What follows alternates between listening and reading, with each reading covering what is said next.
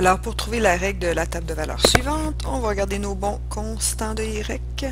Alors ici, on a plus 2 à chaque fois pour les bons constants de y. On va regarder les bons en x. De moins 54,5 à moins 30, on a rajouté 24. 30,5 à 20, on a rajouté 20, à 10,5, pardon. Moins 10,5 à 5,5, sur 10,5 plus 5,5, on a rajouté 16. Et ici, on a rajouté de 5,5 à 17,5, on a rajouté 12. Ça fait que dans notre deuxième bon ici de x, on diminue toujours de 4. Alors, si on regarde dans une esquisse, qu'est-ce que ça fait, ça? Alors, mes y, eux, augmentent, vont toujours augmenter pareil.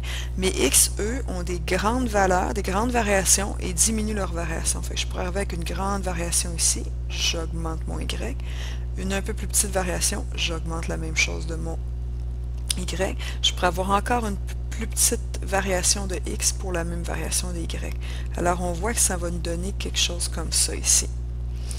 Donc, le sommet, il va être par là-bas, donc il va être dans mes x qui vont positifs. Donc, c'est en continuant ici ma table de valeurs. On va le trouver. Alors, si je fais moins 4 ici, 12 moins 4, ça me fait plus 8.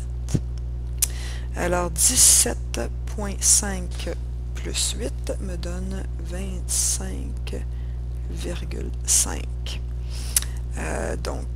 Bon, 25,5 et ici j'ai plus 2, 17. Bon, j'ai encore rien qui est pareil. On va continuer. Moins 4. Alors, 8 moins 4, ça nous fait plus 4. 25,5 plus 4 me donne 29,5. Plus 2 ici, je vais avoir 19. On continue parce qu'on n'a pas encore de x pareil. Moins 4, donc 4 moins 4 plus 0. 29,5 plus 0, ben ça me donne 29,5. Donc, ici, plus 2, ça va me donner 21. J'ai mes deux x pareils ici.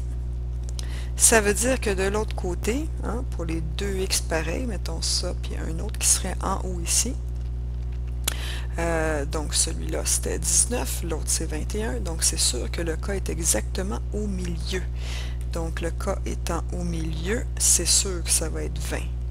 On peut le voir aussi comme 19 plus 21, 40, divisé par 2, 20. Maintenant, je vais trouver mon b. Mon b, lui, il est toujours 2 fois la variation de y au carré sur la variation, la deuxième variation des x. Alors, qu'est-ce que ça me donne? Ça va me donner, ça je peux simplifier déjà, donc 4 divisé par moins 2, ça va me donner moins 2 comme b. J'ai un b qui est négatif ici, ça a bien du bon sens. J'ai aussi, je peux tout de suite déduire que mon a, parce qu'à partir du sommet, je vais vers le bas, mon a est négatif.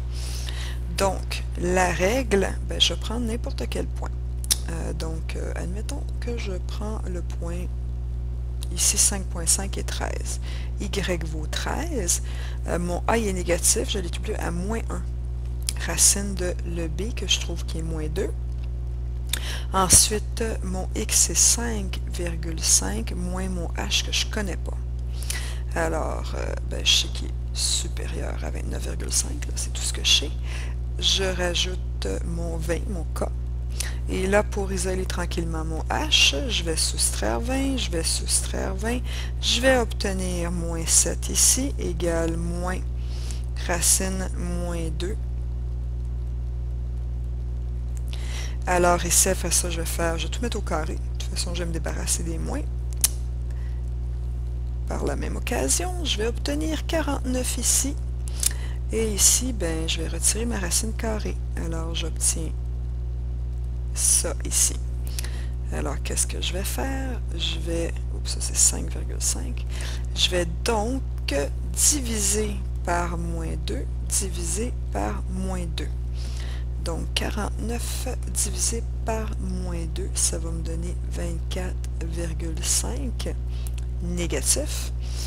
Et ici, j'ai 5,5 moins h. Alors, Je vais donc faire moins 5,5 ici pour tranquillement isoler mon H. Alors, je vais obtenir ici moins 30 égale moins H. Donc, mon H vaut logiquement 30. J'ai juste à diviser par moins 1 de chaque côté. Ma règle va donc être y égale moins racine de moins 2 fois x moins 30, évidemment, moins h, donc moins 30. Et je vais avoir un cas de plus 20. Alors, ça, c'est ma règle ici. Je pourrais vérifier. Ici, ce serait difficile de mettre le a à part. Ça va me donner une racine de 2. Ça ne devait pas faire quelque chose de super beau, mais on aurait pu le mettre à part aussi. Ici, je vérifie avec une autre donnée, comme par exemple 25,5 et 17, puis je les place là-dedans, bien ça va fonctionner. Voilà.